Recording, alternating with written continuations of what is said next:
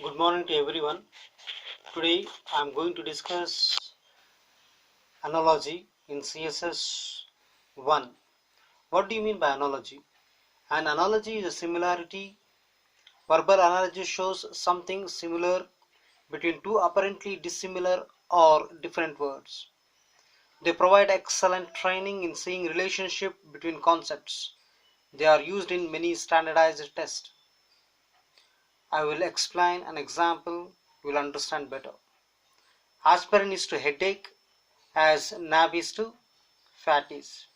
Here two dots means is to and four dots is represents as is. As two dots represent is to and four dot represents as.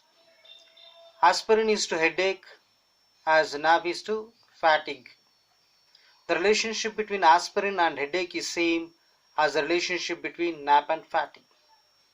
So analogy is a similarity.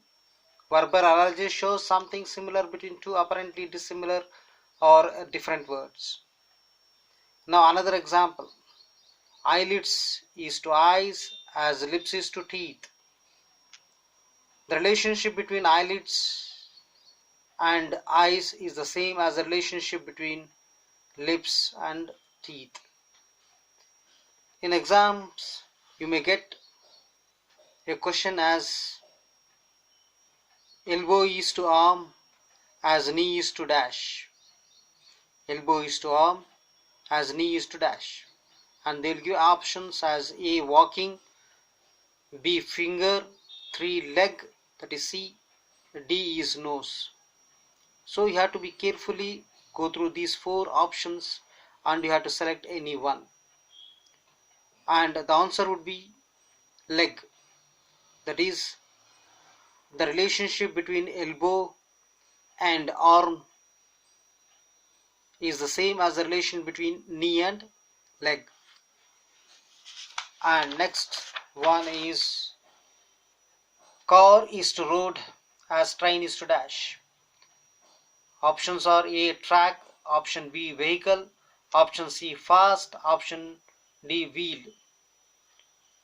So answer would be here track, because car is the vehicle and the surface to travel is a road, and train is a vehicle and the surface for this is track. And you have to be very careful when you are going through this analogy. It may be a synonym, it may be an antonym. So you have to be careful when you are going to select options. And next topic would be one word substitutes. English has specific words to describe professions, traits of people, fears, emotions, etc. By using one word substitutes, we can clearly express our views and opinions without using lengthy and vague sentences. Here is a list of some such useful words. One word substitute for one who is all powerful is omnipotent. One word substitute for one who has no money is pauper. One who looks on the bright side of things for this one word substitute is optimist. One who thinks only of himself. One word substitute for this sentence is egoist. One who does not know how to read and write. One word substitute would be illiterate. So instead of telling one who does not know how to read and write, we can use illiterate. And another list of words